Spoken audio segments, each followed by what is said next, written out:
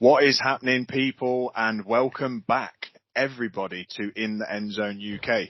Thank you for joining our American football podcast from the UK. I'm your host, Dom, and we are back. Guess who's back? Back again. The In the End Zone UK team has been on hiatus since the Super Bowl, taking a much-needed rest during the quiet time that follows an action-packed Super Bowl in which the Los Angeles Rams beat the Cincinnati Bengals to become Super Bowl champions. But the quiet time is over and a storm is a-brewing. Well and truly, we have so much news to bring to you, and it's only from the last few days. Before we get to all of that news, I know you're excited for it. Let me reintroduce the other half of the In the End Zone team. Across the mic, my co-host. He's back. He's better than ever. It's Big Dave. Big Dave, how's it going? How you going, Dave? All good. Ready to get back to talking football. I feel like it's been an age. It has. Since we've sat down to do this. I don't even know. It's not even been that long, really, but it feels like it, doesn't it? It's been a few weeks. Yeah. But yeah, we're ready to go. We are ready to go. We're rested. Dave, you've got COVID. I've got the vid. So if I sound like I've got a cactus in my throat, you actually do. In fact, move the mic a little bit closer to your mouth because you are a little bit quiet if you can. Well. But yeah, maybe it's just the vid kicking in. But Dave's got the vid, so everyone, listeners, feel sorry for him. It's probably his own fault. Too much snogging. But we're ready to talk football, Dave. And I don't know why I sound so excited. I should not be. We've got so much news, and a lot of it is hurting my heart. But are you ready for it? I mean, it's about to all kick off. Free agency, contracts, draft, combine. It's mad, isn't it? I'm buzzing. This is the best time of the year to be a Giants fan, where the free agency kicks off.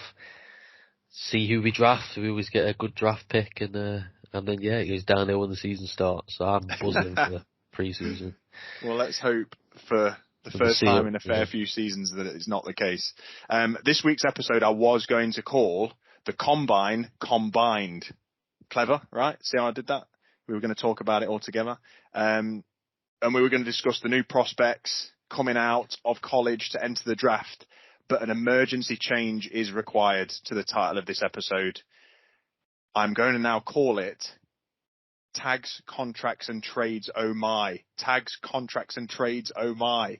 That is because the last 72 hours of the off season has been carnage.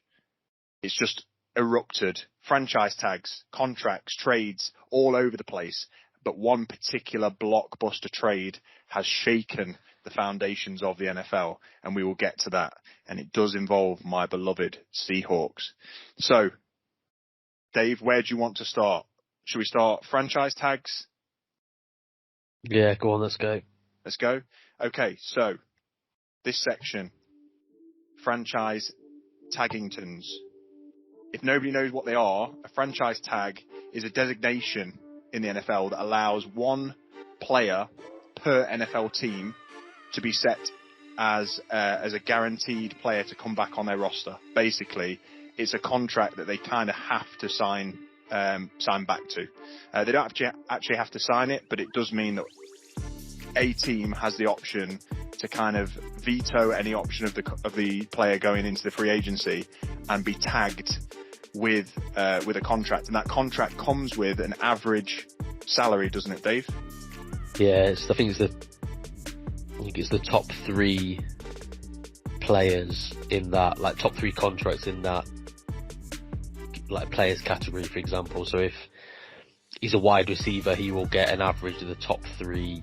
I think this is going off the top of my head, I don't know if it's right or not. I think it will go off the top three contracts of that. So if you've got three people making 21, 22, 23 million, the franchise tag will be set at the middle of that.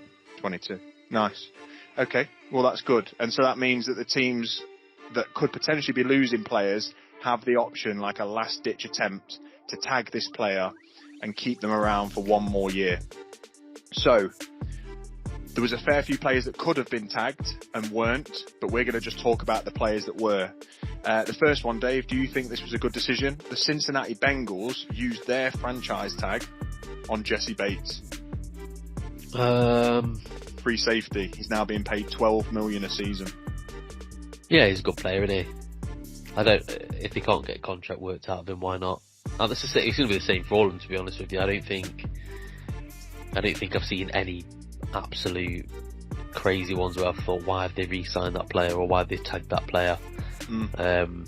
Essentially, a franchise tag just gives them another year, doesn't it, to work out a deal, a longer term deal.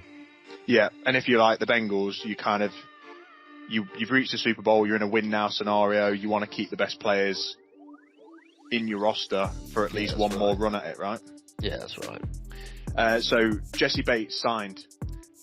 Cleveland Browns have used their franchise tag on David Njoku. This was a weird one for me, only because they've already got a number one tight end. So I guess in Austin Hooper. So I guess Njoku is just like a nice to have. Maybe they just didn't want anybody else to pick him up, and they just thought, well, we've got no other players that we need to tag, so we'll drop it on him. But it means that they're paying him $10 million a year, $10.9 million for a backup tight end. Yeah, I mean he'd go anywhere else to be a number one tight end, wouldn't he? I just think he's injury prone, isn't he? That's the only problem with him. He's a Greek god in terms of his physical stature. He's ripped. Yeah. He does look similar to me. I'm a little bit taller. Oh dear. So I would say that was a questionable tag. I think the Browns could have done a lot more with $10 million than just re-sign Njoku, but I'm not a GM. The Dallas Cowboys, they've tagged Dalton Schultz. Yeah, he's been good for the money. I think, again, another tight end though. It's a weird one. It does seem strange that they're tagging tight ends. At it $10 million. Position. Yeah. He's not. Yeah, none of them are that. It's not like it's they're tagging Travis Kelce, is it, or George Kittle, Rob Gronkowski? They're tagging middle of the road tight ends. So that's what I'm saying. So like, obviously, going off the basis of the franchise tag, which gives them an aggregate or a median wage, you've got to look at the player you're tagging, surely, and go, okay, we're going to be making this player, or we're going to be paying this player an average of the top positions in the league. Does that mean that you'd be happy sat there going, yeah, no worries, we'll pay Dalton Schultz the same-ish money that frickin' George Kittle and Travis Kelce and, like you say, Gronk are getting? I just think it's a silly decision, personally. Yeah, it doesn't, unless they're not planning on spending money in free agency and stuff like that, they'd rather they think he's a good enough player to keep him. Dalton Schultz is their tight end one, and so he's a little bit different. Yeah, I suppose. So if you don't think you can get somebody to come in that's as good, or you're happy just keeping them around knowing that you're not going to spend money in free agency, you're going to work through the draft, I suppose it's not too bad. It's only a year and you've got him. True. That money doesn't roll over to the next year if you don't use it. Do you know what I mean? It's just 10 million this year, 10 million next year. It doesn't really matter. True. If you're not going to bring anybody in. True. Fair play. Jacksonville Jaguars, they tagged Cam Robinson. So their offensive lineman, a bit of a safety blanket for their young rookie quarterback. They've tagged him. That was worth $16 million. Good call. Yeah, they need all the help they can get on the O-line, don't they? They do. And they need to protect Trevor Lawrence as best as possible. So Cam Robinson is sticking around in Jacksonville another year. A bit of consistency on that offensive line. Consistency with his young rookie quarterback. Very similarly, the Kansas City Chiefs also tagged an offensive lineman in Orlando Brown. They traded a number one pick for him last year, so I would assume that they kind of feel like they had to tag him this year, if for no other reason than he's a beast. But he's also getting paid $16 million, and he's going to protect Patrick Mahomes for another year. Yeah, that's a no-brainer, isn't it? I mean, if you're giving up a first-round pick, I just find it strange that they've not managed to work out a long-term deal for these players. Yeah, it's weird, especially for like offensive linemen of the caliber of his. You'd pay him whatever you want, really. Although Patrick Mahomes is sapping all the cash at the moment. Miami Dolphins, again, another tight end, Mike Gesicki. Probably the most appropriate tag out of the three tight ends, I think. Yeah, he's good. He's good. Very good. Good little player he is. So it's good that they can keep hold of him, give Tua another weapon. or keep him as a weapon, because he's basically their wide receiver, isn't he? He's their like catches everything. He's there. Speaking of catching everything, Tampa Bay have brought back Chris Godwin on the tag, paying him a nice hefty $19.1 million for the season. Yeah. It's disgusting, isn't it? That's crazy money, isn't it? So much money. And he's not even there. He's their second best wide receiver. Exactly. I think he's being paid slot receiver money. So Chris Godwin's coming back on $19 million. He's going to be a target for whoever the Buccaneers have at quarterback when the season rolls around.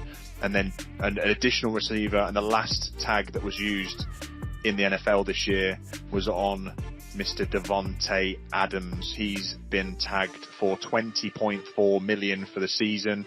He's got a lot of cheddars rolling around in his pocket, but I'm sure, very sure, he would have wanted a long-term deal, just like his older, greyer, more annoying douchebag friend Aaron Rodgers. Yeah, that's got to be a deal that's done soon. I reckon if obviously they didn't have the drama with Rodgers already, they'd have tied him up to a deal. They probably haven't got the willpower to try and deal with two huge contracts at once. So I'm imagining before sort of the season's done, he'll have a long-term deal done there. He'd be absolutely stupid not to extend him. Best receiver in the league. Definitely. So that one is probably the most no-brainer of all of the tags, right? He's the best receiver in the NFL. Coming back on a 1-year tag. It's a little bit, in my opinion, it's kind of a little bit of a kick in the nads, and we'll talk about it a little bit later when we talk about contracts. But I think, to have the best receiver in the league on a tag is a bit disrespectful in my eyes. Yeah. So those were all the franchise tags. There was some speculation about J.C. Jackson perhaps getting the tag, elite cornerback from the New England Patriots, but they didn't use it on him, which means he's heading into free agency. A number of other players didn't get tagged that maybe could have been. The Honey Badger, Tyrann Mathieu, didn't get tagged because the Chiefs tagged Orlando Brown. Is there any more that come to mind, Dave, that could have been tagged? No, but there's loads of them out there. Well, I suppose majority of the people that are going to free agency there. I guess so. The teams have just decided that they are not worth their salt, and we will be we'll be talking about that. The Saints didn't tag no one, did they? No, they could have tagged Armstead, who's probably the number one free agent out there at the moment. So we'll be talking about that in Free Agent Frenzy, last segment of the day. Those were all the franchise tags, which is good to see. Nice to see some players coming back to their original teams, but I quite like to see players moving around. It's pretty fun to see players trying to do it in different situations, a bit like Tom Brady did last year, and seeing if they can carry that through. Speaking of which, I feel like I need some music here, like bum bum bum bum bum bum. Trades. We're going to talk trades, and there is only one trade to talk about, and that is Carson Wentz. We're not going to talk about Carson Wentz first. We are going to talk about a huge trade that went down on Tuesday. Seattle Seahawks, my beloved Seattle, agreed to trade the franchise quarterback, the Super Bowl winning 9-time Pro Bowl Russell Wilson, to the Denver Broncos. No, God! No, God, please, no! No! No! No! This trade was huge. This trade shook the NFL. It shook the sporting world. Tweets, LeBron James, Michael Jordan, current players in the NFL, all talking about the fact that this trade went down. It was wild. And I have to sit here and be absolutely transparent and honest. Listeners, on Tuesday, that was a very dark day for me. Dave witnessed it firsthand. I was sad, but not just sort of sports sad. The fibers of my being were sad. Russell Wilson has been my quarterback at the Seattle Seahawks for as long as I've liked football, pretty much. And the Seahawks almost made it very clear that there was no intention to trade him. He seemed very happy before he left. But ultimately, the front office of the Seahawks made the decision to get rid. They were offered a relatively generous package for Russell Wilson. We'll see how generous that package actually ends up looking. But man, Dave, I was devastated by this. You were. And all I've got to say is, welcome to mediocrity and being average. Yeah. No, I don't know. Like, I don't think it was a good enough package. I wouldn't have let him go for that. I would have definitely needed more. 2 first-round picks is no. I don't care about Shelby Harris or whoever the defensive player got. Noah Fant, not interested. I want picks. Yeah. And 2 first-rounders would not have got the job done for me. Especially as you've Sorry, not. go on. Yeah, I was just going to say, just because you've basically got what, like, in my mind, I would have been like, right, we've got 2 first-round picks for Jamal Adams. I want them back plus more. Yeah. There's no way that's I think the Broncos are fleeced you. But, and then considering the news that happened the day after, it just kind of proves to me that your front office doesn't know what he's doing, and Pete Carroll is a stupid old fuck, and he needs to waddle his little geriatric ass out of the Lumen Stadium and just fuck off into a retirement home somewhere. Yeah. I mean, look, I would absolutely not disagree. And certainly on the news, on the day that the news broke, I was fucking fuming. I was livid. The package does not look too attractive. So for those out there who don't know, Russell Wilson was traded to Denver for a first-round pick this year, a first-round pick next year, a second-round pick this year, a second-round pick next year, a third-round pick this year, and then 3 players. Noah Fant, who is an up-and-coming tight end, but he's a tight end. It's a disposable position. A defensive lineman who you would call slightly above average in Shelby Harris, and then a quarterback in Drew Lock, who was a previous first-round pick in the NFL, who has turned out to be as useful as an ashtray on a motorbike. And that is not a great haul for what will be a Hall of Fame quarterback in Russell Wilson. So that's a problem. And the other problem is that the Seahawks front office remains pretty steadfast, when I was a huge advocate of that being the part of the Seahawks that needed to be broken down and restarted. You build around Russell Wilson, you build around a player that you only come across once every 10 to 15 years. You know, that's what Russell Wilson is. I mean, Dave, keep me honest here if I'm being biased, but I'm pretty sure that if you got a franchise quarterback and you know that you've got another good 5 years out of him, you pay him the money that you need to pay him and you build around him, irrespective of what old age pensioner, geriatric, dumbass coaching system you've got around him. Yeah, a franchise quarterback that's second in wins since he came into the league, or in the period he's been in the league. Second all time as well. Yeah, second all time in wins. A man who's been to a Super Bowl, won a Super Bowl, or been to 2 Super Bowls, won one of them. You don't let them go. You know, you don't give. I don't care how many picks they give you. It has to be a ridiculous package to make you want to get rid of him. And you didn't get that back. No. And that's why, because you didn't have to trade him. Do you know what I mean? He's under contract. Yeah. You had money for free agency. If you were going to do what they did and get rid of a player that they get rid of the following day, which we'll talk about later, that would have cleared up more cap space for you to go and get people to put around him. He's never missed games before this season. He was just an Iron Man, like I say, a 9-time Pro Bowler. Yeah. I just think you can't throw them away. You have No. to do whatever you need to do. Look what the Packers are doing. You have to do whatever you need to do to secure those quarterbacks. Because they're the people who give you a chance to win. They do.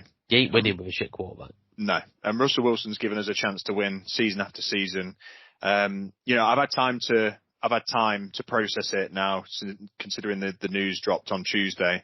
I'm less angry about it because ultimately this time comes to everybody. It just doesn't feel like it was Seattle's time yet. Russ was only under contract for one more year. So next year it was either make him the highest paid quarterback in NFL history, which is what would have had to happen, or he would basically walk for free.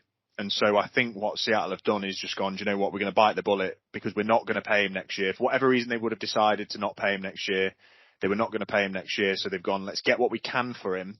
And I suppose when you're in that mindset of let's get what we can, 2 first rounds, 2 second rounds, a third and 3 players probably is acceptable when you go, well, it's either that or next year's nothing. So I kind of understand where they come from with it. It's just the decision to actually let him go. You know, they should have had it in their minds to pay the man next year, pay him this year, restructure his contract, whatever they need to do, whatever they've done with Aaron Rodgers, which we'll get to, is what they needed to do with Russell Wilson. But Pete the Meat's old. He's got his own traditions. He's stuck in his old wrinkly ways. And I think that he's got a plan. Whether that plan will work is totally up in the air at the moment. But I think his plan is to sort of redo and restart a very similar process as to what we had early in Russell's career, where you had a young quarterback who had a stout team built around him. And so we will see what happens when we go into free agency, and we'll talk about that a little bit later, and obviously into the draft.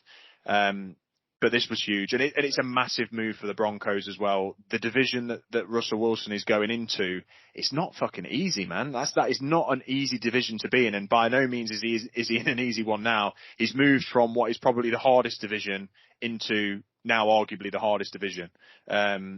It's crazy. He's in a division now with the Chiefs and Patrick Mahomes, the Chargers and Justin Herbert, the Raiders and Derek Carr. And obviously now the freaking Broncos, who've got a top 3 defense, was it last year? Did you say? Yeah. Unbelievable. So this ain't going to be an easy ride for the Broncos. They're not transforming into a dominant AFC championship team just by signing Russell Wilson. He's got a lot of work to do, Russ has, and for that reason, I kind of think, I don't know, I don't see it as the best trade, personally. In my eyes, I don't think that he's walking into a great situation of his own. I think that he's got a lot of work to do. They've got some good receivers in there, you know, Jerry Jeudy, Cortland Sutton. They've got some fast batty as well. But you just don't know, do you? I just don't know if the Broncos are going to be able to still hang with the Chiefs and the Chargers, even with Russ. What do you reckon? No, it'll be interesting to see. I mean, I think the Broncos have got an underrated team, but only time will tell, won't it? Because he could have made a huge mistake. I mean, I think we'd all agree that it's unlikely the Seahawks are winning. Yes. Over the next couple of years, unless they made some big changes. Mm-hmm. But I don't know, with the Broncos, it is a tough division. I think they're better than the Chargers, especially now they've got Russ. Definitely better than the Chargers. Right. So they're going to be competing with the Chiefs for the top spot then, a little bit like everyone is competing with the Rams for the top spot in the NFC West, I guess.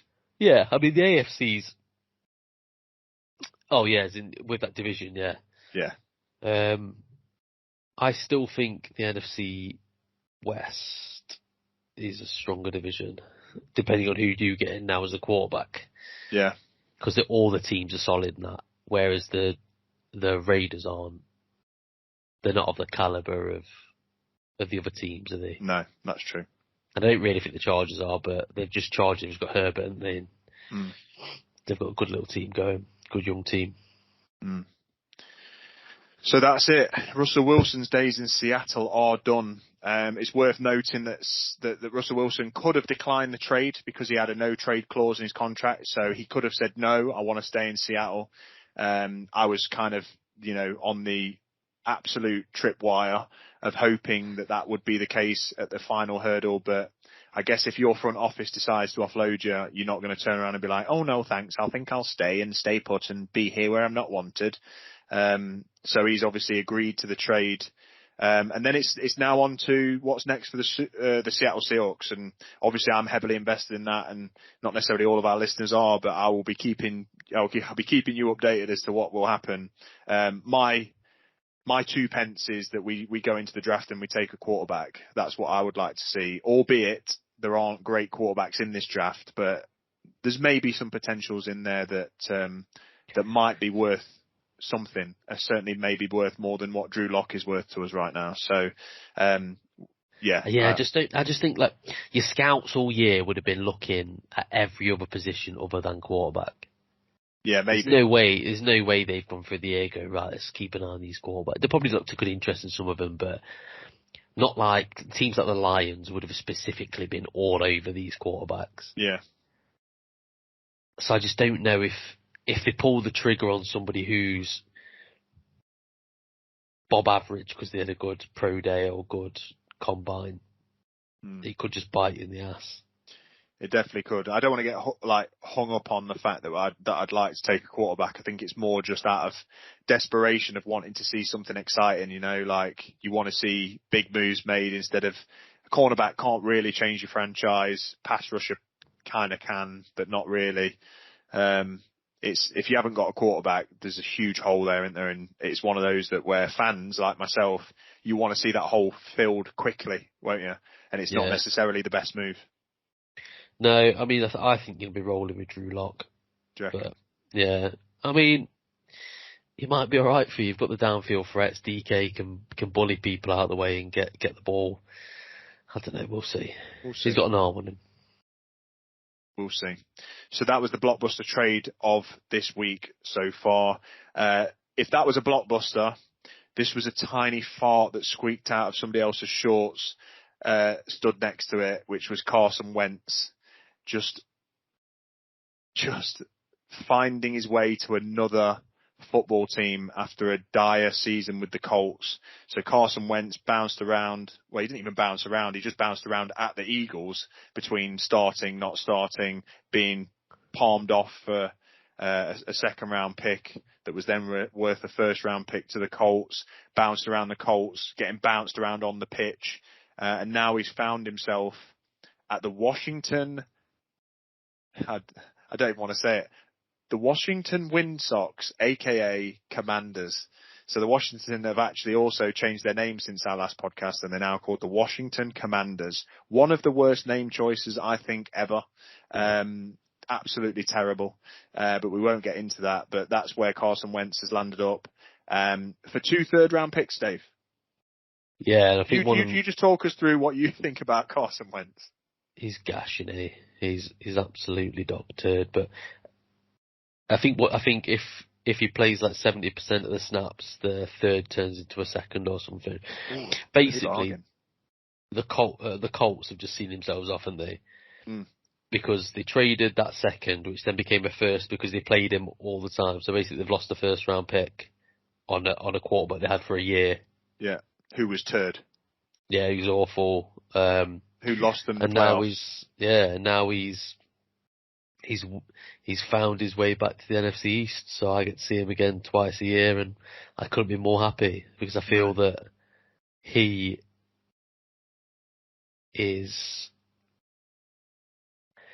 probably a better thrower of the ball than Tyler Heineke.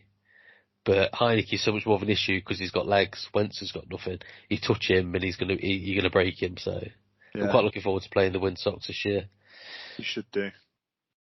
And we just need to reassure that we're not changing the name to the Commanders on In the End Zone UK. It will forever now be the Washington Windsox. If they'd have picked a good name, I'd have been on it. If they'd have called themselves the Wolverines or the Wolves or something like that, I'd have gone, do you know what? Okay, I can get behind that. But the Commanders, come off it.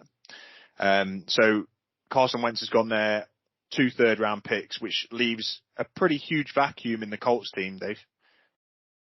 Yeah, they need a quarterback now, don't they? I don't know who you go and get. There's talk of Jimmy Garoppolo going there, Mitchell Trubisky going there. Both good fits. Both better than Wentz. Definitely both better than Wentz. So we'll see. Yeah. There's a few free agent quarterback, but I mean, the Wind Sox have now got to pay, so they've got to pick up Wentz's contracts, which I think is £22 million a year plus a signing bonus of like 6 or 7 million. So it's basically £29 million a year for the next 3 years, which is probably, considering the value of what quarterbacks get paid now, still too much money for Carson Wentz. Definitely too much money for him, because he is like a turd on legs. He is, yeah. A ginger turd on legs. So yeah, I mean, as you say, there's plenty of options for the Colts out there, and they are just a whisker away from being a heavy playoff contender. They were so close this year to getting into the playoffs. They did deserve it. Jonathan Taylor's an animal, and the rest of their roster is huge. And Carson Wentz single-handedly basically put them out of the playoffs with a piss-poor performance in the final game. So we can see that is what the Colts are looking to do and move on. And the Wind Sox are willing to pick up the scraps that is Carson Wentz. And you mentioned the contracts in Wentz and what they're having to pay. So that's a nice little segue into the contract section of the off season. And there's been two major developments. There's been contracts handed out in a few places, but the major ones that we're going to talk about today, or the big one, is for the reigning MVP, 2 years running, Mr. Aaron Rodgers, has somehow been, they've cooked the books in Green Bay, and they've been able to pay him $200 million over 4 years, making him the highest paid player in the NFL ever. 153 million of that is guaranteed. So even if he walks through the door and doesn't play another fucking snap, he gets 153 million, and then the rest comes in incentives and whatever else. What do you reckon to that contract, Dave? I'll tell you what I think and what you think. It's an obscene amount of money, but just for them to choke it. But I don't know. He's probably worth it, isn't he? I don't think so. You don't think so? Not that he's not worth it. It's at what cost does that contract come at? To me, yeah. I think we'll see what it does to the team over the next coming years. Do you know what I mean? Because if you can't re-sign Devontae Adams, then yeah, it's come at a cost, because he is special. I don't know. If they keep winning, is it acceptable for a team to go 13-4 or 14-3 every year, but never make the Super Bowl? That's what I'd say. Like, as a fan, you're happy, and then incredibly pissed off. Yeah. That's the way I'd look at it.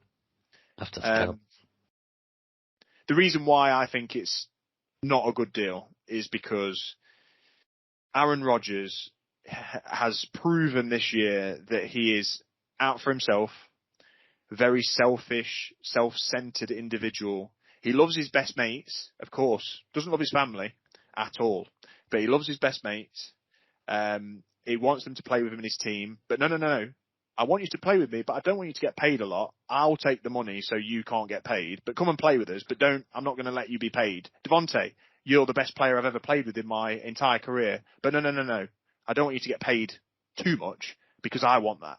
Thank you. But Devontae, please come back, because I need you to make me look good. But I don't want you to get paid loads. So I'll take all that money, and then we'll see if the Green Bay back office has enough money to pay you as well. But I'll take the majority share, because I'm Aaron Rodgers and I'm a selfish beep.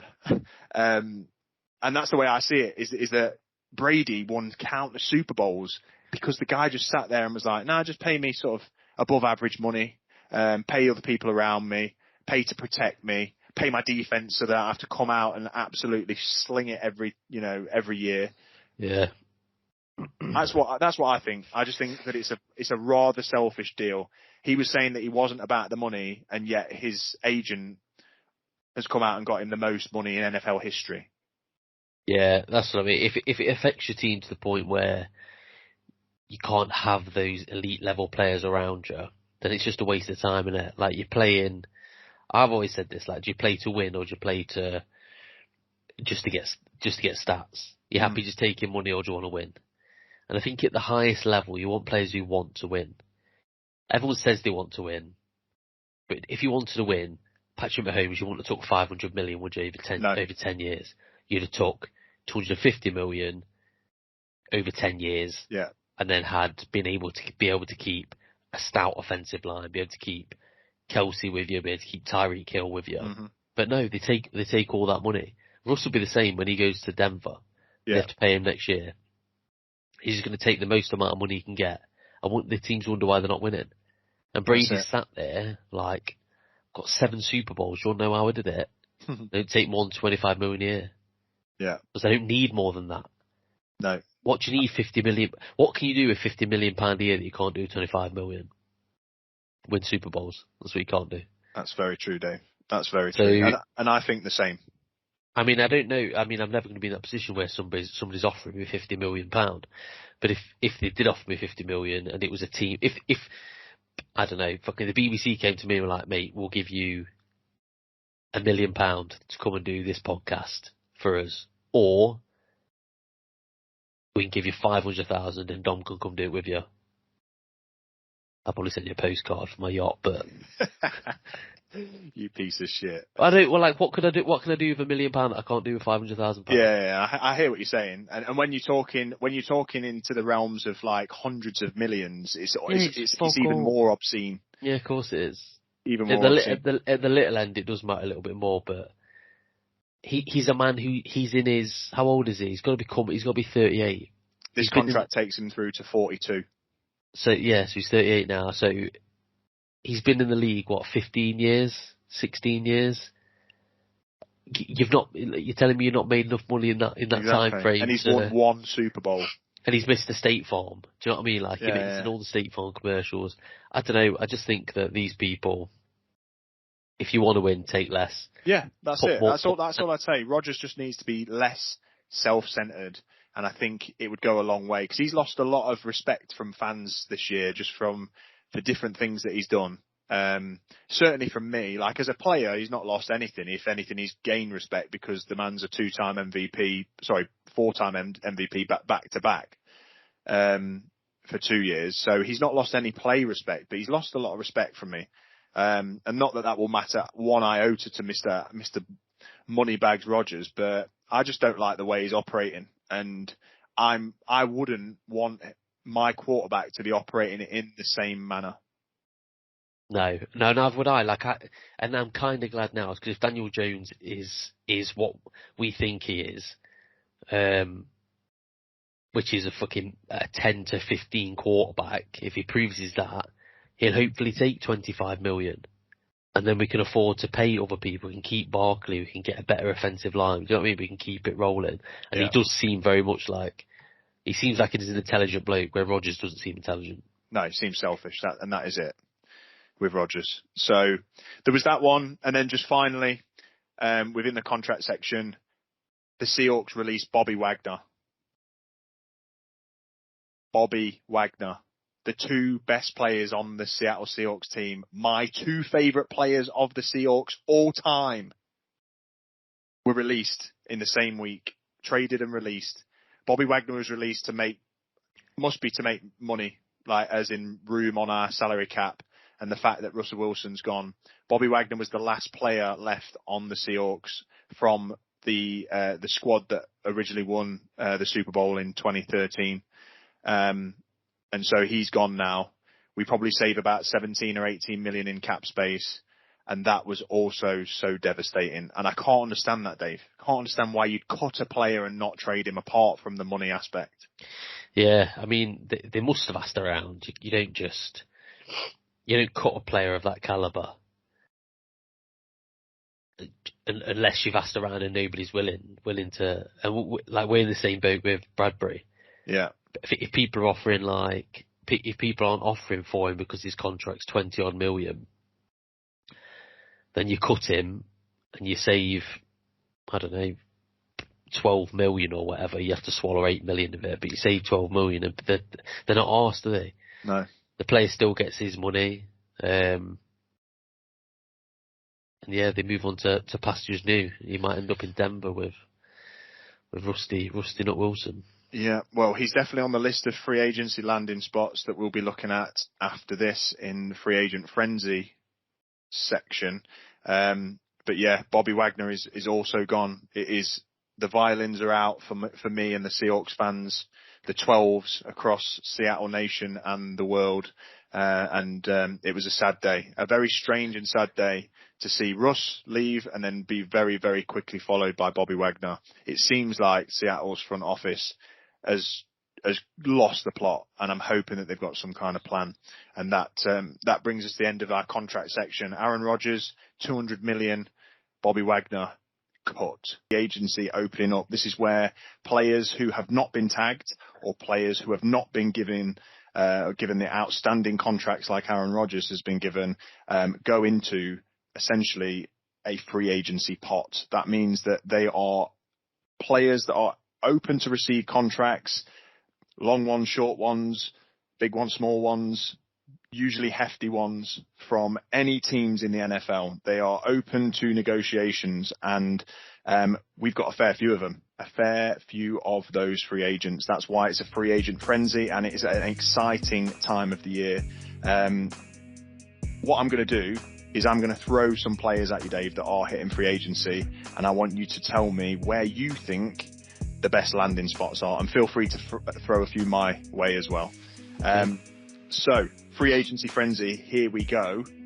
Firstly, one of the top free agents in the draft, top free agency in free agents is J.C. Jackson, the cornerback from the New England Patriots. They are not tagging him, as I said earlier. He's free. He's on the market. He is an elite corner. He has more interceptions than any other cornerback since he came into the league in the last 4 or 5 years. Where should he go? Who should pick him up? He should go, like all of these, for free to the Giants. But let's say, for example, they don't want to do that. I would say who needs a corner? Who needs a good corner? The Chiefs. Chiefs need a good corner. They do. They haven't really got a number one corner, so maybe I will say the Chiefs. It's probably the only position, because Tyrann Mathieu going into free agency. They've only got Sorensen. So they need good backs. So I'd say J.C. Jackson to the Kansas City Chiefs. Right, that would definitely make their defense a little stronger, like you said, after losing or potentially losing Tyrann Mathieu. If they can get a deal done, that would be astronomical for the Chiefs. A proper lockdown number one corner. They got burnt last year through the air, absolutely terrorized. If you remember, Jamar Chase for the Bengals, I think in 2 games against them, I think he had about 370 yards. So they definitely need to find somebody who can hang with top receivers. Good call.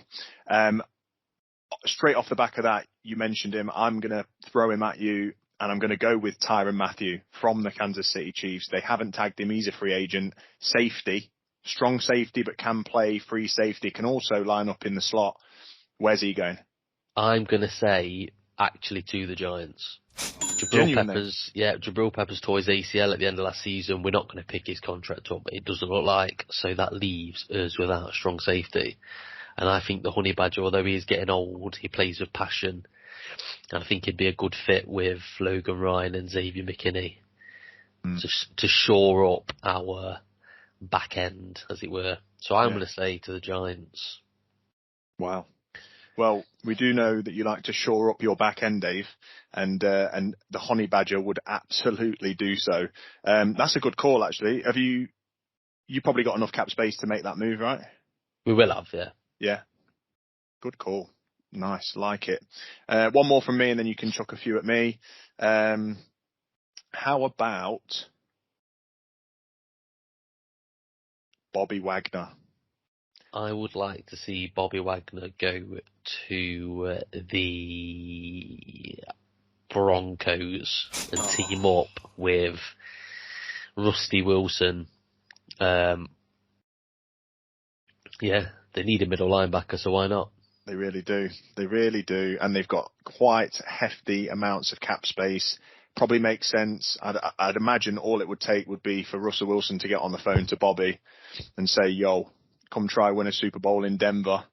Yeah, that's a good call, Dave. So linebacker Bobby Wagner from the Seahawks may end up playing with his pal, Russell Wilson. And imagine if they manage to bring Von Miller back into Denver as well with Bobby Wagner. It'd be dirty wineskis. It would be savage. Okay, so throw some my way. I'm going to throw you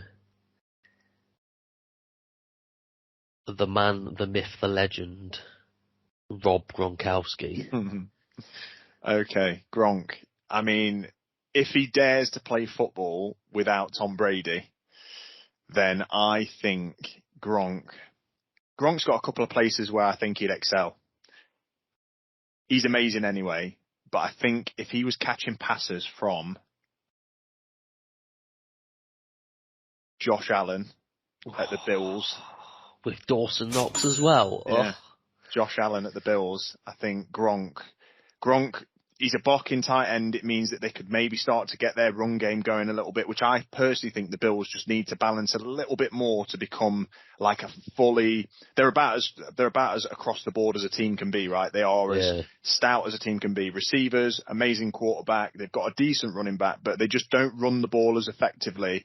They often rely on, their quarterback to run with the ball, Josh Allen, whereas I think Gronk would massively improve their blocking game, and then he's just a big boy, isn't he? He's just a big boy targeting the end zone for Josh Allen to just pump that ball into like what would look like Rose Ed, and he'd just come down with it in the corner, throw him some fades. Failing that, I think there's been a few rumours about it, so I steer clear of it being my number one pick for him, but the Bengals apparently have been maybe looking towards Gronk, and I think if he was catching balls from Joe Burrow, Joey B, Shiesty, that would also be a good landing spot for him. It would. Okay. What about his former Patriot teammate, former Defensive Player of the Year, Stephon Gilmore? All right, so Stephon Gilmore. An aging corner. He is, isn't he? How old is Gilmore? 31. 31. Okay, so it's not that old, but for a corner, I suppose he's probably losing a step now. If you look at some of the combine, he was actually in the combine stuff. He was put against some of the more recent corners, and looks like he's not quite as quick as some that are coming in the draft. But he's definitely lost a step. I would go genuinely. I would probably send Stephon Gilmore to the Seahawks. Yeah. You know, my boys, I think we're in a mode where we've got enough money to get a big deal corner, so we could look at somebody like the likes of JC Jackson or you know, whatever other corner is decent. Carlton Davis from the Tampa Bay Buccaneers. Yeah. We've got enough money for that, but I think in our current situation, we probably need to just test other things out. So if we can just get a corner that's, you know, I mean, Gilmore is 3 years removed Defensive Player of the Year. He's probably still got juice, and he can probably still lock the majority of receivers down. He's definitely a better corner than we've had since Richard Sherman was in his prime. I'd probably take Gilmore to the Seahawks, pay him medium to high money on a 1 year, maybe a 2 year deal, and just shore up one side of the field. You know, it just takes the pressure off our pass rush a little bit. Okay. Got the cash. I think he would be a good fit there, to be honest with you. Imagine him and Jamal Adams. Yeah. Not that Jamal Adams can lock anything down. Well, but yeah, no. It would give Jamal Adams freedom to actually start making some tackles. It would, yeah. To worry about coverage, so. That's true. Yeah. Okay. What about, who else? Allen Robinson. Allen Robinson from the Bears, wide receiver. He is he's elite, and he has had such a bad ride since he came into the NFL.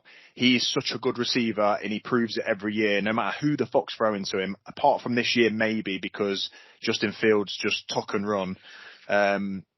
He's made Bob average quarterbacks look amazing, so I can only imagine what he'd look like with a good quarterback throwing to him.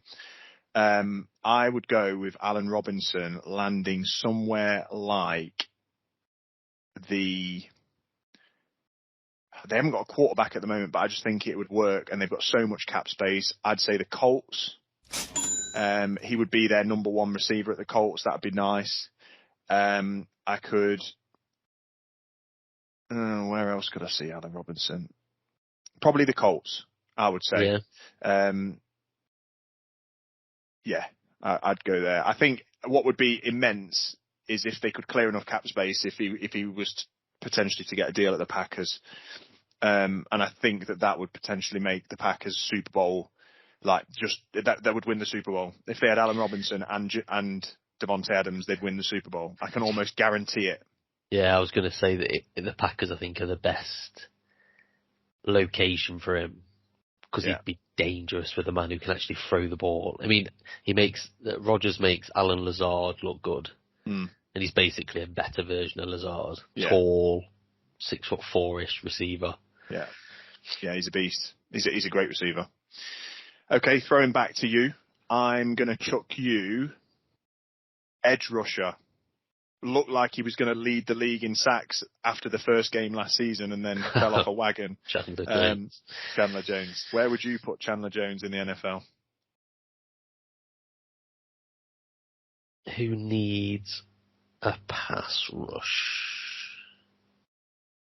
Every team needs a pass rush. But I reckon I want to say the Seahawks because they desperately need a pass rush. We really do.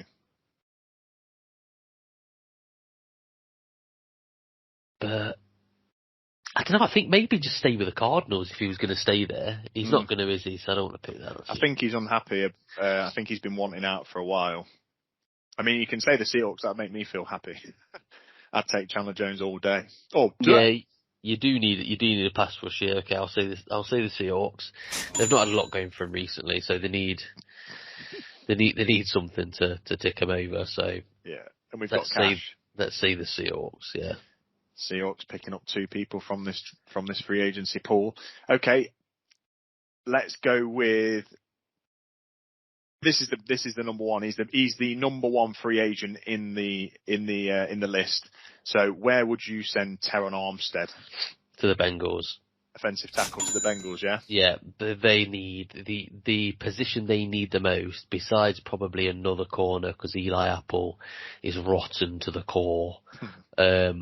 I like what you did that. That was an Apple joke, wasn't it? Did you like that? I'd send him there. Yeah.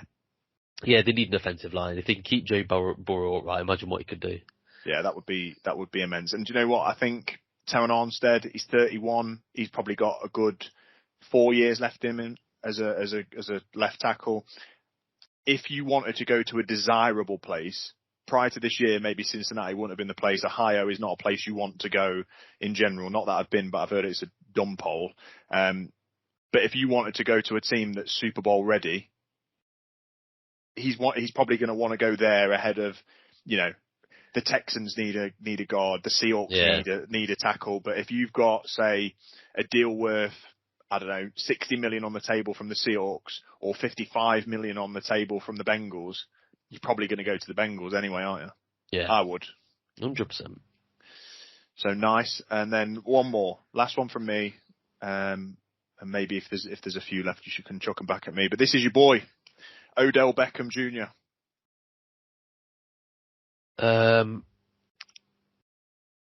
Back to the Giants.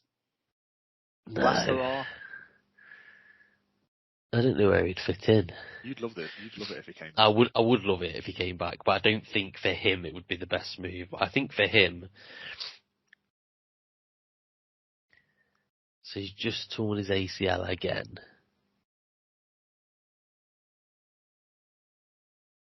I think he'd be good at the Packers. I don't want to keep sending all the receivers to the Packers, but I think he'd be good there. he can play in that cold weather. He's a different option from what they've got. Yeah. With Devontae.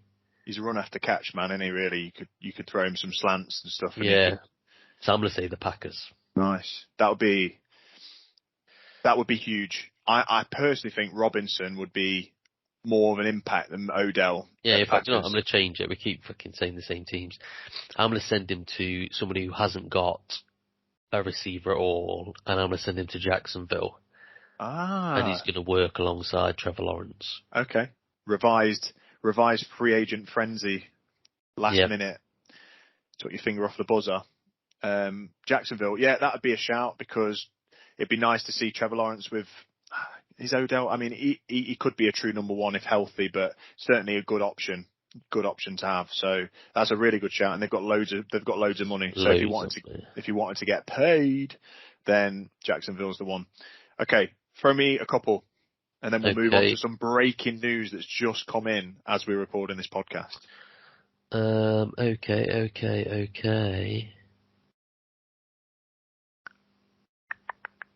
All right. Jadeveon Clowney. Ooh, okay. Mr. Clownius. Because you've had him. We've had him. The Seahawks have had him. And I wouldn't particularly want him back, personally. So he's bounced around, hasn't he? Jadeveon Clowney, edge rusher, and originally was drafted number 1 at the Texans. He's a freak in terms of his athleticism and body size. But he's just not put that into production in the last few years. He was at the Texans, Titans, Seahawks, and then the Browns. I think he'd just be a stout addition to somebody who is playoff ready. You know, I don't think he's a rebuild man. I don't think he should be going to somewhere like Jacksonville or something like that. I think you need impact from him short term. So I would probably send him to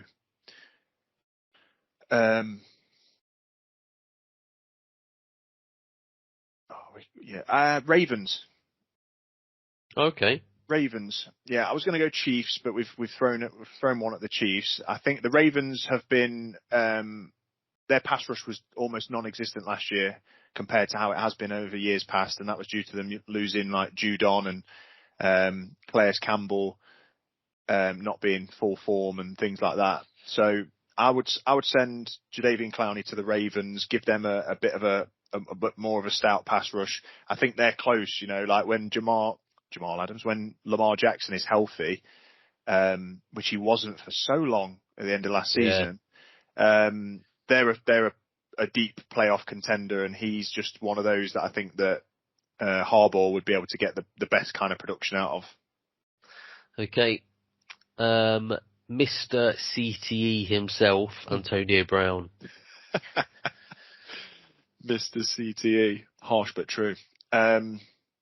His brain's jelly, man. I don't know. He needs to go somewhere where he can just, I don't know, fit right in and be. He's 34. Is he 34? Yeah. Do you think he gets another team?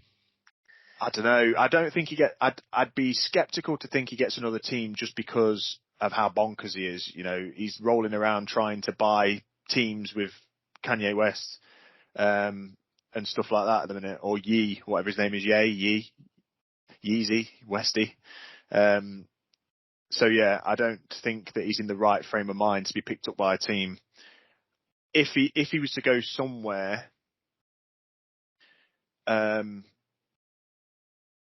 you can get him cheap, maybe the Cowboys. Yeah, I'd like him in there just to mess him up a little bit. Yeah, I think maybe the Cowboys, because they're getting rid of Amari Cooper because he's costing them like $20 million for this season if they keep him. So they're dumping him, and they're going to rely on a Michael Gallup who's coming back off an ACL and a CD Lamb who's basically like a broomstick with legs. Those two players I won't be able to rely on. No, they've got that Cedric Wilson who looked alright. Yeah. Start covering him properly though, and he might get binned. Oh yeah, exactly. Yeah. And I think that's what CD Lamb's going to face this year when he's getting the best cover. He's getting the double teamed every game. He ain't getting fuck all. No. So I think maybe he'd work well in that system. I'm just thinking of a quarterback that would be able to make use of him. Dak Prescott's pretty good. Pains me to say it, he's all right. So yeah, Cowboys for Antonio Brown, and fuck 'em as well, because it's fuck the Cowboys. So I'd love to see just a mess of a player go over there and cause even more issues for Agreed. Jerry Jones. Okay, last one. Okay. Famous Jameis Winston. Winston. Right. Jameis Winston, I would. So it depends because we've got the draft coming in, but I think as it stands, he could go back to the Saints, but that's boring. I think as long as the Colts can go out and get a legitimate number one receiver, I think he'd be good at the Colts. I think that he gives them way more chance to win than Carson Wentz did. He's gonna throw some picks. He's going to put your team in, slightly precarious positions at times, but the Colts defense is ready for that. I think the Colts defense can deal with a few mistakes as long as you're, throwing 35 touchdowns a season, as long as you're not throwing 35 picks, which is potentially in Jameis's world. He won't have to do a lot. He's got Jonathan Taylor. It'd set him up nicely. He's got a decent arm. He showed this year that he's got a bit of movement, albeit he's just done his ACL. They can afford to pay him. They can afford to take the chance. Maybe just bring him in to give them a chance to get into the playoffs whilst they're looking for their next quarterback. Yeah. So Jameis Winston to the Colts. Colts are getting love, but they've got so much money as well. Yeah, that's why. Yeah. So yeah. Good team. Nice. Good stuff. Free agent frenzy. That's. I'm sure there's going to be loads more things come out over the next week or so, and we'll definitely be hitting the listeners up with another podcast either next week or the week after, depending on how much action ensues. But whilst we've been recording this podcast, Dave, a huge trade has been made from the NFC to the AFC. Kalil Mack has gone to the LA Chargers. I think that is disgusting. Breaking news. Dun, dun, dun, dun, dun. Kalil Mack, one of the highest paid defenders in the league, was MVP candidate for a number of years. He's definitely not the player he was, but he's still an animal. He's going to the Chargers, Dave. I mean, what does that do? Tell us, what does that do? Probably makes Russell Wilson regret getting traded to the Broncos. I don't know, him off one side, Joey Bosa off the other. That is going to be painful for a lot of teams. I like it. I like it from the Chargers because if you can get Patrick Mahomes has shown that if he's got pressure in his face, he struggles like all the quarterbacks do. Same with Derek Carr. Yeah, you're not going to mean that Russ is going to have to move out the pocket, which is arguably where is most dangerous. But it's a nasty, nasty trade, and they got him for what was it? A third-round pick, second-round pick? So it looks like I can't remember actually. Is it a third and a sixth, or second and a sixth? I'll find out. Hold on, I'll just find out. But I mean, so yeah, Kalil Mack. It's just happened. He's now at the Chargers. Whatever the Bears get for him will not be enough. If Kalil Mack is on form, he is an absolute wrecking ball, destroys anybody who's in front of him. He's getting a little bit older now, but if you partner him with Joey Bosa demands a double team no matter what. Kalil Mack gets double teamed at the Bears because they don't really have anybody else. With that in mind, can you name a better pass rush duo in the NFL?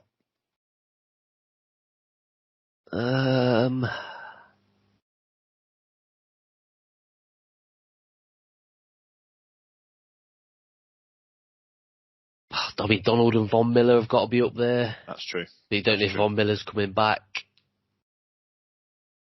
Last year, Myles Garrett and Jadeveon Clowney was pretty nice. Yeah. Anyone else? I don't think I can. I think that could potentially be the best pass rush duo in the NFL. Yeah, probably. Mad. Yeah. Montez Sweat and Chase Young. Yeah. Not as good as them, is it? No. That's probably the best one, I think. what a division to go to as well. Yeah. That's absolutely nuts. They went for a 2nd round pick this year and a 6th round pick next year. No, that's like, I'm worth a 6th round pick next year. No, you don't. 7th? You're worth a 7th round pick in 2067. Well, they've stolen him away, I think, at that price, because if you were going to go out and draft, what was it, 2nd round pick? Yeah. If you were going to go out and use a 2nd round pick, and even if you got a rookie that was at the production of Kalil Mack for 2 years, you'd be well happy. Yeah. So, good call by the Chargers. And they clearly, like you just said, saw Russell Wilson arrive in the league and went, God damn, we need to get some pass rush. And that is exactly what they've gone and done. Joey Bosa and Kalil Mack, can't wait to see that next year. Chargers fans, you should be happy as Larry.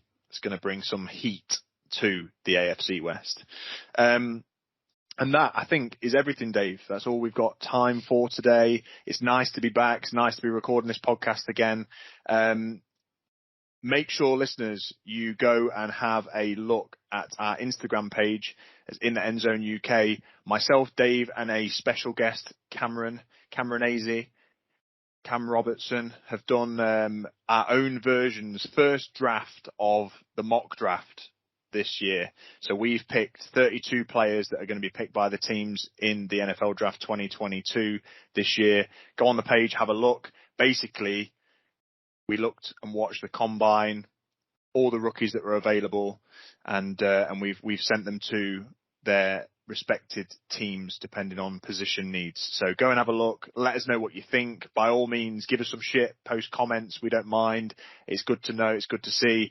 We're going to be doing another one just before the draft, once free agency's kicked in, because teams will have different needs at the end of that. But until then, this has been In the End Zone UK. Nice to be back, and thanks for listening. Yep. See you later. Peace.